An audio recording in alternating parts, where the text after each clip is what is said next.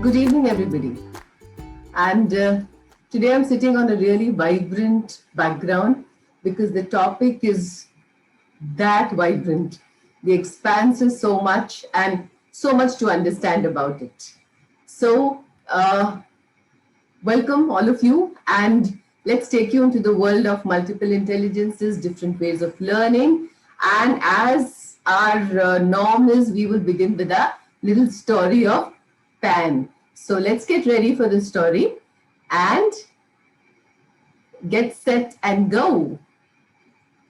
So I'm coming back to my normal background because when my hands move, it just doesn't work on a virtual background. So a very warm welcome again. So are we ready? Story time. And Pan and his friends go to a special school. They go to school together, and some of them like it, some of them feel it's really cool, and some of them just don't like it. So each friend is smart in his own or her own way. But some of them do not enjoy all the subjects every day. They had four subjects: climbing, running, flying, and swimming. And that had to be learned each day. The monkey. So the monkey would climb trees short and tall. The duck could swim and didn't like the other subjects at all. The eagle would fly to the sky and flap her big wings. Some days she did some really naughty things, and that day she would be ticked off. And they would say that, no, that's not how it happens. So the deer could run really fast. So the deer could run really fast, but swimming and flying and climbing, he could not do it all. So this is what the animals were like. Then came the giraffe. Now the giraffe was really tall. He would not talk to anybody. Even if they did call, he would just go away and not talk to anybody. And then there was this big brown bear. There was this big brown bear who would like to rest, and he did not like any test. And the poor fish just swam away because she thought, I'll never be the best. And then Pan came singing a happy song. So Pan is this happy little panda. So he came singing a happy song. He told the teacher that he wants colors and he wants some paints along. He said, I like to sing and dance and I like art, and this is how I will start. Now the teacher didn't know what to do because she had only four subjects, So she did not know what to do. And then Pan said, oh, don't you worry. My friend Monkey is going to at some point teach me how to climb. My friend the duck will teach me how to swim with time. My friend the deer will teach me how to run and play, but I must draw and color today. So then the eagle is going to teach me how to fly. Why should I do this right now? Please tell me why. So what's the teacher going to do? What is the teacher going to do to make Pan understand that that he has to learn those four the part of the curriculum? And what is the teacher going to do? How is the teacher going to handle Pan, and how is the teacher going to handle all the other friends of Pan? Right? So this is the situation when there is a teacher in the classroom. The children have different interests, and she has a fixed set of curriculum. A lot of times teachers come up and say that, I don't know why the children are not learning. I'm doing my best. So perhaps the best is because the children learn in different ways, right? So if we are aware of those, it just makes our lives so much better. When we talked about the giraffe, we talked about the child who's awkward. And sometimes we don't realize he's awkward because of maybe the way the child is, maybe the background, maybe experiences. And maybe the bear is the child who just is not getting what the child wants. So it just ducks and says, I don't want to do it. And the little fish that just swam away is a child who just gives up because there's no interest. that there is no response to what the child wants by the adults. So perhaps the child doesn't feel adequate enough. Sometimes the adult is doing everything and the child may not have that specific ability. So all this can happen in this one little classroom. And we talked about different topics. We talked about the domains, we talked about the developmental milestones, we talked about, how to set up activity. And now I thought that it was good to once talk about the multiple intelligence because domains have been taken care of. And now, how am I smart? In what ways do I learn is also very important. So that I is that little child. I'm going to use the same story that I just told you to just do this concept, and then I'll go to a few things and explain them. I am going to explain to them as I have done it in my classroom and in my curriculums and in my understanding. There's a lot of technicality. When you say multiple intelligence, there is loads of research, extremely well done research, and you can reach out to that. Today, we are just going to understand the sheer importance of understanding how the children can learn and how we can do our curriculums in a more flexible manner. And why is it that some children don't respond because of a certain fixed pattern that we have? So, like we said, can we have the same story? And let me do it in all the forms. So, let me try and do this for you and ask you a few questions. Of course, when I ask you questions on this platform, I'm not able to get the answers, but I keep reading them as you all type them, right? So, I will keep my phone with me today. And as you type the answers, I would be very, very happy to, keep looking at them.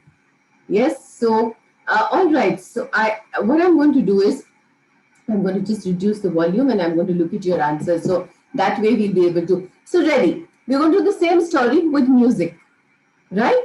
So, hello, children. Are you ready to sing with me? So, hello, teachers and parents. Are you ready to sing with me? So many animals you can see. Are you ready to sing with me? Are you ready to sing with me? Clap and click and clap. Clap and click and clap. Can you twist with them like that? Can you twist with them like that? The duck can swim, the deer can run. Oh, this can be so much fun. The eagle can fly, the monkey can climb. What do you think on the tree he will find? What do you think on the tree he will find? Pan loves to draw and to sing. The colors and paints and drums he will bring. Colors and paints and drums he will bring. So I'm going to quickly sing this once more for you. Follow the order of the animals that I'm singing to you about. So some children would just enjoy the clap and the click.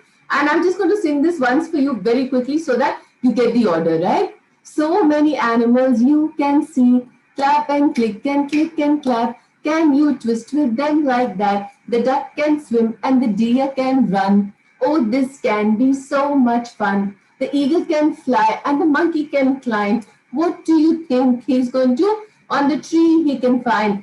Pan loves to just draw and sing.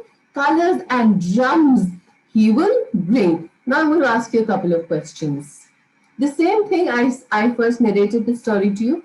I'm now going to ask you a few questions and you have to just tell me how you'll respond, right? So, some of you do you remember? How many of you enjoyed the singing? So, okay. So, how many of you did enjoy the singing? Now I'm going to ask you a question. How many animals were there in the story? Can you just recollect, count, and tell me how many animals are there in the story? Yeah, I'm watching out for your answers. Okay, so I'm waiting for the answer. That's question one.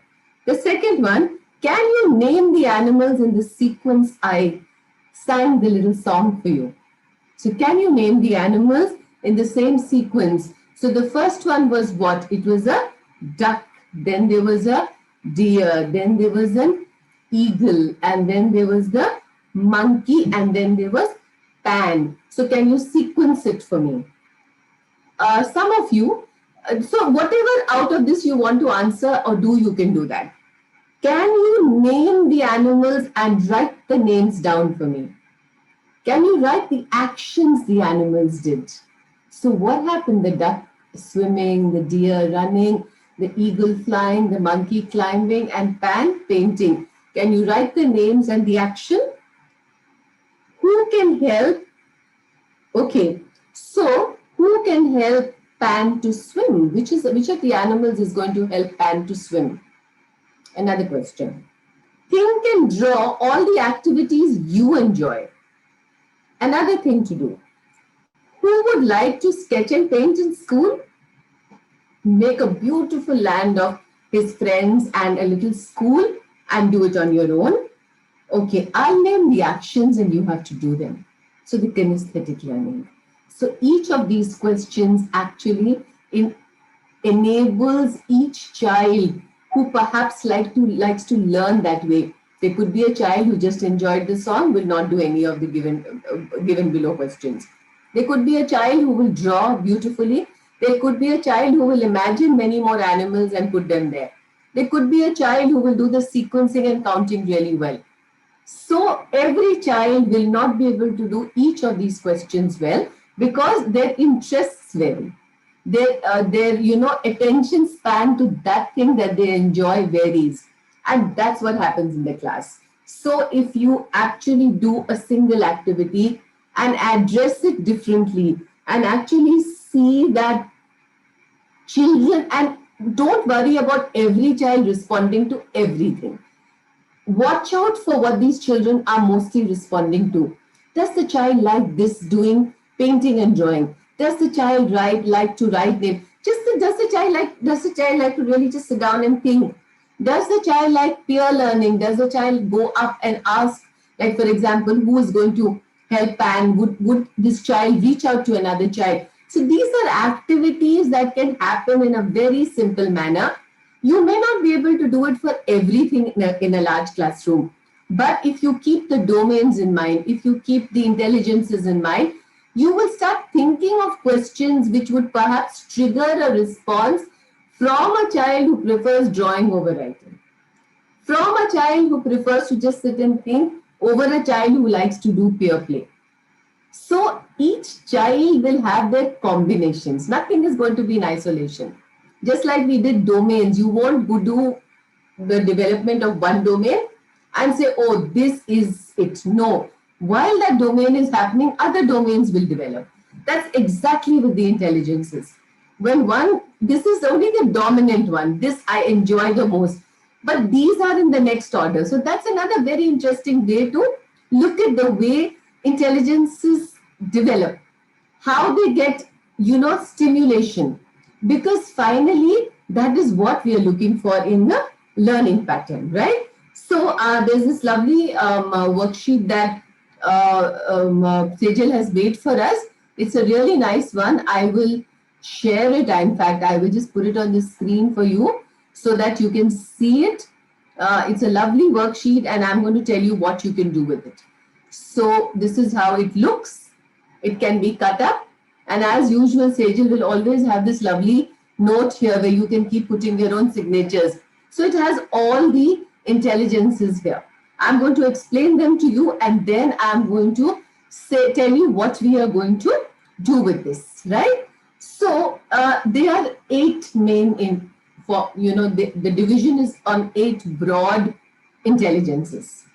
And the first one, it is actually a circular. So you can't say first, second, third, fourth, but in order, any order, I'm going to read it to you.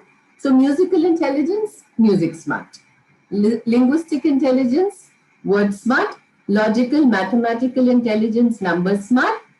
In naturalistic intelligence, nature smart. We'll explain each one as we go. Interpersonal intelligence, people smart. In an intrapersonal self smart. I like to reflect, right? Visual spatial intelligence, art, creativity smart. The child can just imagine things very well. Body kinesthetic intelligence. Those children ये बैठता ही नहीं है, does not sit in the class, body smart. So these are all things that are, in the child They're all there, but they will be at different levels. Between you, all of us also, we can actually cut this out, spread it out, and you know, put it in order of what is your most dominant, strength. How am I smart? So if I look at word smart, I look at interpersonal intelligence, body kinesthetic, number smart, I'm definitely not. I get very, very caught up with numbers. Art smart, people smart, and musical intelligence. So out of this whole lot, if I have to pick up for myself, I would say the first thing that I respond to is, body kinesthetic, because I am restless. I want to do activities. That's how I am an activity based teacher. So I would put this first. I would also say that I'm people smart. I like a lot of interpersonal interaction with people, and I've been like that as a child too. I am very, very naturalistic. I'm very happy in the outside environment. As a child, I would love to learn outdoors. And every time my teacher punished me, I would be really happy because I would just go out and play and be happy. Visual, spatial, yes, because I can imagine things really well. Music, word smart, because I feel that I enjoy listening and speaking and knowing about language and words. Musical intelligence, intrapersonal. Once in a while, I do sit down and reflect, and I like to be with myself. And number smart, I'm putting last because it just doesn't work for me. Minute I see numbers, I get. It's not that I can't deal with numbers, but if you ask me to prioritize it, I won't put it on place one. So this is how you can actually observe children. So you can make a little column.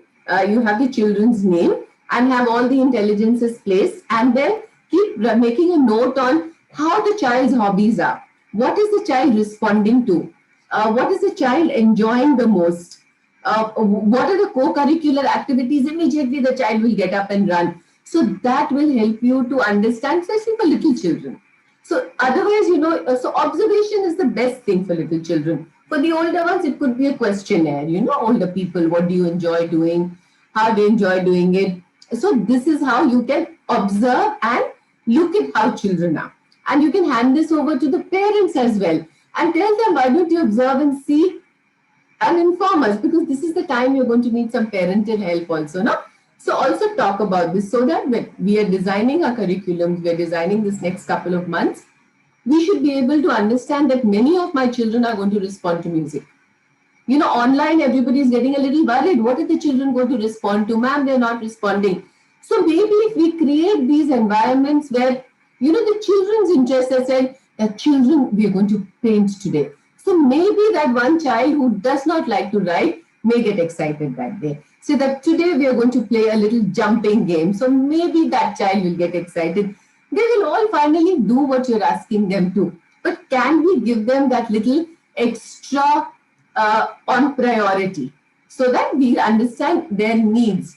Now we'll just talk about the different intelligences, the little. So Howard Gardner, I don't know what he's going to make out of how we interpret it. Because perhaps when he started his research, he thought he will work on the psychology part of it, give it to the psychologists. But the educationists loved this concept. And we all just, embraced it. Each one, of course, understands it differently, applies it differently, but broad perspective remains the same, right? So he said that he defines intelligence as an ability to solve problems or fashion products that are valued in one or more cultures. That's technically what they call it. The question is not how smart am I, but how am I smart? So that is why I put that up on my backdrop today, saying, how am I smart? So that's what you need to understand. It's very interesting, like I said, that it may not have been intent for the educationists, but the educationists will always, take theories, take concepts, and then draw them into education, training, and community building with children. So many educators found it a very, very, very interesting experience, right? So how does intelligence develop? Broadly, let's just do broadly. You are born with it, some amount. So it's nature. some amount, it's ingrained. Then comes the nurture, the experiences, the stimulation, the exposure, the activities, the thought processes that the child is around. That will help the child to develop a little more. Another very important thing is the cultural historical background of the place the child is going in. That is why the NEP is asking us to use local resources, local pictures, getting the child to be activated with the things around the child. So these are three broad perspectives of how a child, uh, a human evolves. The thinking skills, the emotional skills, thinking skills, self-awareness, problem solving, dealing with stress, dealing with different situations, responding in a positive slash negative manner, emotionally managing feelings, reactions, empathy, social skills, the interpersonal skills, decision making, creative thinking, all that is a part of this process. So if we are today looking outward and looking at the world and saying we need to give these children skills. Now, to give the child skills, I need to take care of the domains of development and how these domains of development will be responded to by children with different learning needs. So domains are there. You have your social emotional development, linguistic domain, your numeracy. Now those are, and then each child will have their list of priorities or learning processes in which the child learns. Therefore, when you do the plan a topic, plan the topic with as many variations as reasonably possible, so that children with different learning abilities, learning interests will respond like that. So what happens is when I enjoy learning, I learn better, right? So why understand these different intelligences? Because there will be greater engagement in the classroom, right? There will be greater engagement. There will be increased attention and interaction. The child will listen to you because that child is enjoying that particular part of the activity, which has what that child is smart at, right? And it's very, very important to do that, right? So learning responsibility starts more resting on self, because the person starts getting more and more conscious. Better discipline, because I want to do it, I will listen. Lesser need to nudge and push children, and better skills. Again, what the whole new policies, the thoughts are, we need to get the skills into place. The story that I told you on the initial thing is a story that says the animal school. It's a very famous one that is there. I modified it and I used it as just different processes. But imagine asking a monkey to swim and a duck to climb the tree, and the so what happens is you don't allow their core ability to grow, and they are not capable of the other abilities. Now, what are you going to do? Isn't it worth a thought that I am not nurturing the core ability and the child is not responding and not ready, not to the other abilities? So, what do we create? We create a child disinterested, uncomfortable, giving up many times. So can we not just put that interest of the child and trigger that off and then offer the other processes to the child? Suppose a child is very fond of drawing. I can tell the child to draw whatever I had told them in the story and say, can you just count it for me? But if I start with count and sequence it right now, maybe the child is not going to respond. So that is all that you have to look at. Not that, you don't give them that option, but don't take away the strength of the child and say you have to do it this way. No, it's not required. It can be, and preschool and early years has such a wide expanse of variation that we can actually integrate it into the classroom. Many people ask me this question: 30 children, 40 children, how do you do it? Well, uh, in our heads, if we generically group children, we know that, okay, this lot likes this better, this lot like, so you just plan the activity like that, and offer that. Suppose I'm doing a painting activity and I'm doing a word matching activity and I'm doing a sequencing activity with the same thing. I will just prioritize, and it's not that I won't give the sequencing activity to the other child who likes painting, but I will give them painting first and then I will give the sequencing. So it will just help the class to become a happier place. So, like I said, there are different ways to do it: the observation, questionnaires, noticing interests and hobbies, and how they participate in activities. It's amazing. Some children will come running for a particular activity, otherwise, they just won't move. So, we talked about, you remember, classroom settings also just a few weeks back, where we said pair working, small group working, large group working, team working, now and individual working. Some children just don't want to be with the others. So initially you can tell them that it's okay. Start with maybe just one friend and then put them in a small group, then put them in a big group. Because this child is more, happier on their own. That's the priority of his own thinking and intelligence. And there's no harm in it, right? So that is the reason why different activity settings also have been created. Not only activities, but activity settings. So teachers can so need to pay a little more attention. Once you pay attention to these details, automatically when you design, your design is going to be better. So local things, local pictures, local activities, local games, so that there is familiarity, right? And that is how, and integrated experiences, so many kinds of experiences. Now, just before another like 10 minutes, we'll spend going through each of the intelligences. What are the activities we can do for that, for the development of that as part of the intelligence, and what it really means, right? So linguistic intelligence would be, we would say, word smart, children, people skilled with language, expression, interaction, good with words, good with spoken, good with written words. They're good readers. They like to tell stories. They like to memorize words. So they learn foreign languages with a lot of ease, which a lot of us can't do. And they have the ability to understand the grammar and structure easily. All right. So they tend to learn best when they are perhaps surrounded with words, reading books, reading walls, notes, stories, debating. So this is the list. So good quality circle time, where there's conversations, songs, rhymes, stories, informal talk, dramatics, puppet play, vocabulary building, listening and reading, riddles, show and tell, auditory discrimination, visual discrimination, a little bit of writing, and they quite love it. They enjoy and they respond really well, right?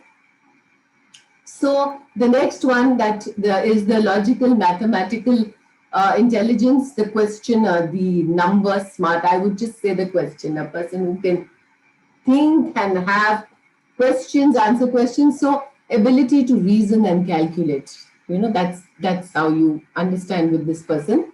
Enables individuals to use and abstract concepts. They understand abstract. Normally, children would only concentrate on concrete. But when you take them to abstract, you start finding children, getting worried. But some of them will respond very well. So that's another way to do it. And they'll be able to manipulate quantities. They'll be able to do the operations really well. They learn better if it's in a systematic, and a lot of what if questions. What if this happens? What if that happens? Will we do this? These are all good responses to a person with a logical thinking style. And think even small activities like experiments, discussions, sand play, water play, cooking. Cooking can be another beautiful sequencing activity, matching, naming, classifying, and of course, all the mathematical operations that the child does. The science, the thinking, all that would come under this part of it. The visual spatial intelligence, ability to imagine, think, place, and then the creative ability. So some of us, it's very interesting. If you give somebody maybe a bunch of flowers, even the way each one arranges those bunch of flowers will be different. Sometimes when you're telling a story and you're not showing anything, Children with good visual spatial intelligence will be able to place the story on a board and draw it and color it with such beautiful ease, which surprises you also. Because while you're doing the story, the child is already imagining the story. So you don't have to push this child to do it. This child will imagine. Maybe if you're talking about this beautiful butterfly came flying one day, he can imagine that beautiful butterfly. So there's this lovely story that I do with children to check their visual spatial skills. And I have seen this land of colors in so many ways that once upon a time there was a king in a land, there was an angry king. And his land was black and grey. There was no color all the way. A butterfly came flying to his land. A small little butterfly. I don't know what color it is. Can you see a color of the butterfly? And asked the king, why is your land this way? Why is there no color on the way? Why are there no happy sounds? Why are there no children around? So the king said, I like my land of black and grey. So the butterfly took the king to his land of colors. The king saw red, blue, and green, which was the most beautiful sight he had seen. He saw purple, orange, and pink too. And he was so surprised to see these colors so new. So he asked the butterfly to come to his land and drop colors and make it a beautiful, colorful land. So the butterfly flew up to the skies with all his friends and they dropped the colors down. Now there is no land of black and grey and there are colors all around. I've done this story for years and I have not found one matching the other because the person's imagination and some of them are beautiful. In 5 minutes, they'll create this land for you. So it's a person who's got this ability to imagine, arrange, place, even a paper tearing, arrange it in a nice way. So a lot of artwork, a lot of expression, these people will do really well. Then you have this kinesthetic intelligence where it's the mover, so it wants that this is a child who's restless, always wants to be on the go, responds very well to movement, outdoor activities, may not want to sit at all, but it doesn't mean that this child is not learning, right? So this is a child who needs movement. So if we understand that this child needs this, perhaps when you're going to sit down and do an activity, just before that, we do a little jumping activity. So the child's inherent self gets satisfied and then the child settles down. But if you make a restless child sit down throughout the activity, you are all teachers and parents, this child is not going to sit still because that is the inherent ability of that child. So instead of saying sit still, just get up and jump with that child. Say, okay, let's jump 5 times. Let's just twist. Let's dance. Let's turn around. Let's go under the table. And then now can we sit down? So because the child's basic needs have been satisfied, this child will settle down. But if you don't do it, you all know what you deal with, right? So in classrooms, I always used to say that don't keep telling children, bed jao, sit down, sit down. Why are you moving like this? It's ingrained. I can't stay still. So people use this virtual background because they don't move so much. I had to take it off because I move so much. So understand that this is a natural, inherent ability and of the child. So cater to it instead of fighting with it. Cater to it, right? And tell the child. So lots of movement, dance, music, hopping, climbing, swinging, rolling, kicking the ball, catching it, throwing it, cycling, gardening, crawling, creeping, jumping, bouncing, sliding, rocking, slithering, exercises, games, so much to do. Just swirl them around, just twirl them around, and then settle these children down. They will respond so much better.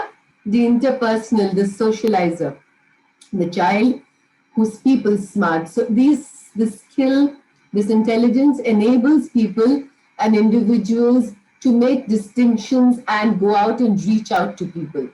The ability to work effectively with others. There will be some people who work so well with others, and they'll be just a minute. So I need to, take a sip for my throat. So the ability to work effectively with others, and most important, to display empathy. Because this individual who enjoys being with others will also learn how to empathize, learn how to grow with other people, learn how to feel, and a very good team worker. Today in even the corporate sector, I see that in schools, I see that in the I don't see the ability to win with the team sometimes. Everything is about me. Definitely, the interpersonal skills need a little more care. Even if it is not the basic strength of individuals, it makes and breaks the working environment. It makes and breaks the study environment.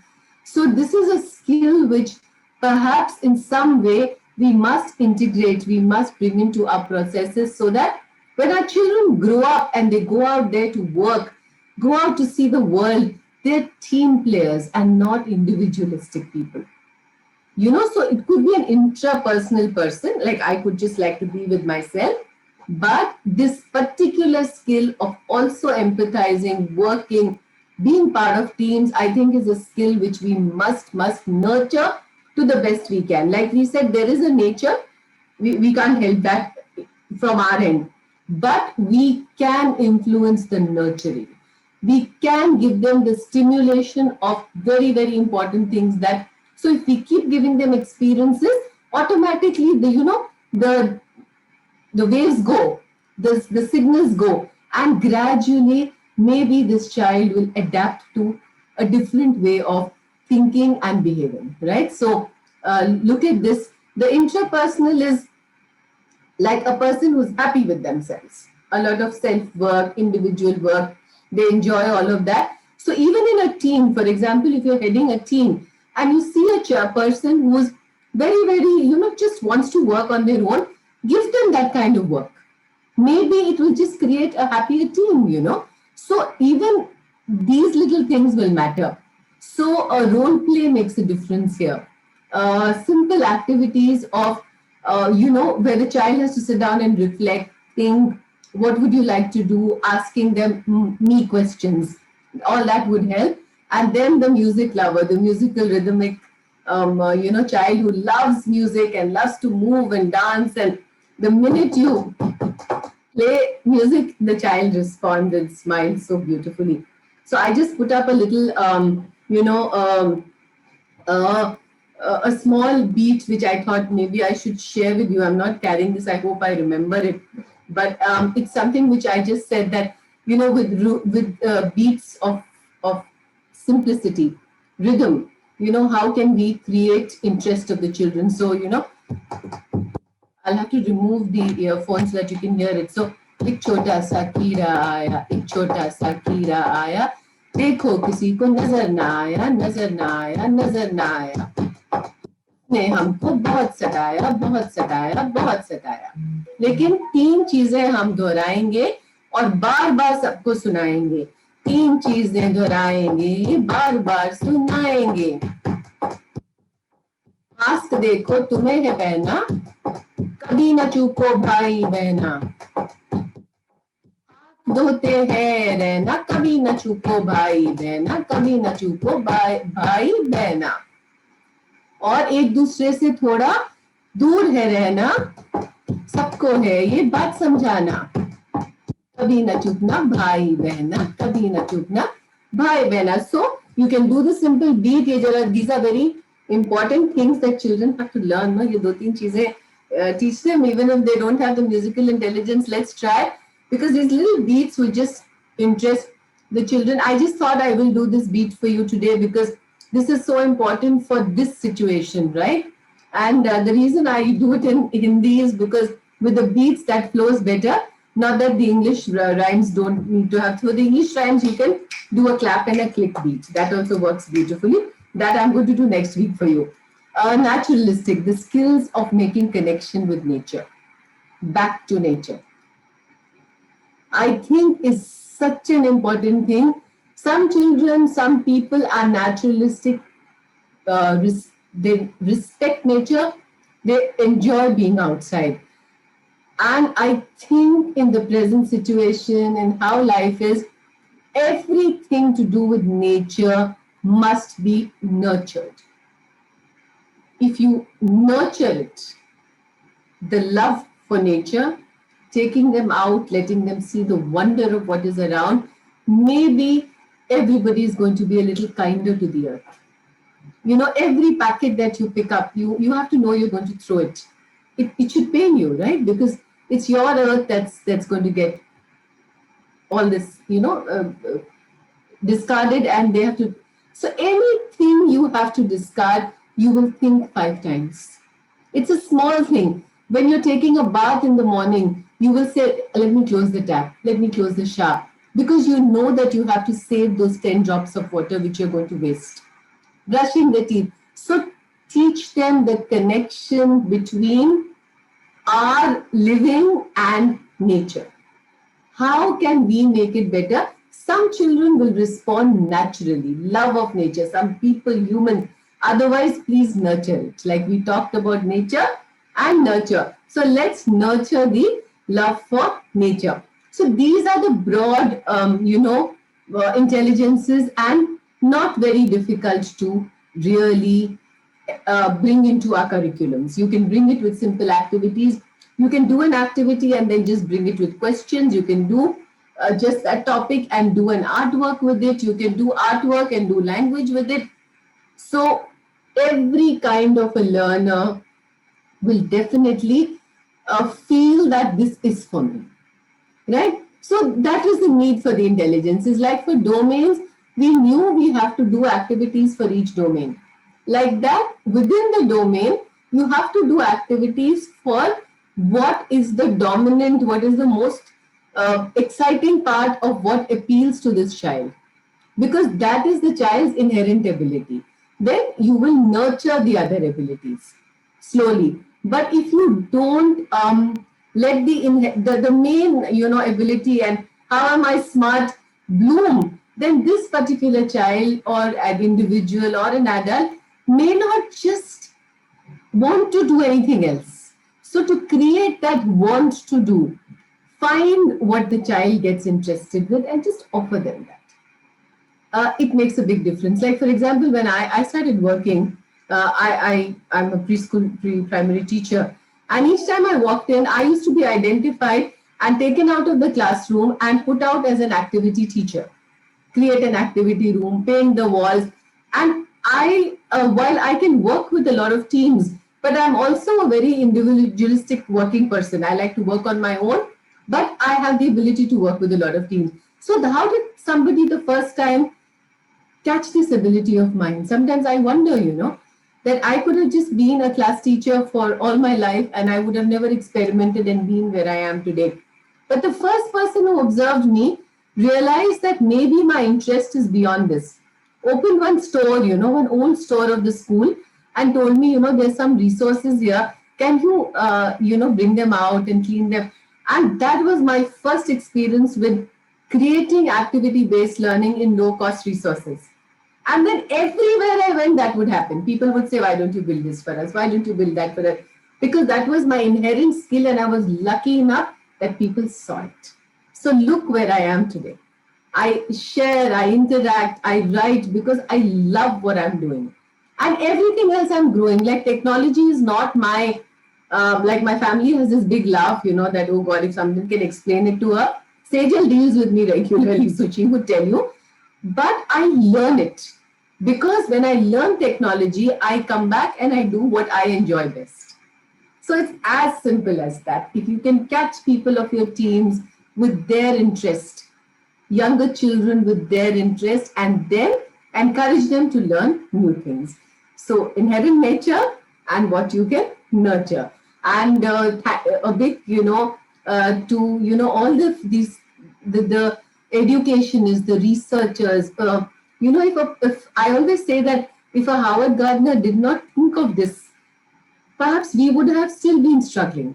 So, I think it's nice that they have given us a base to stand on and then we grow on it, right? So thank you so much. We're going to see you next week.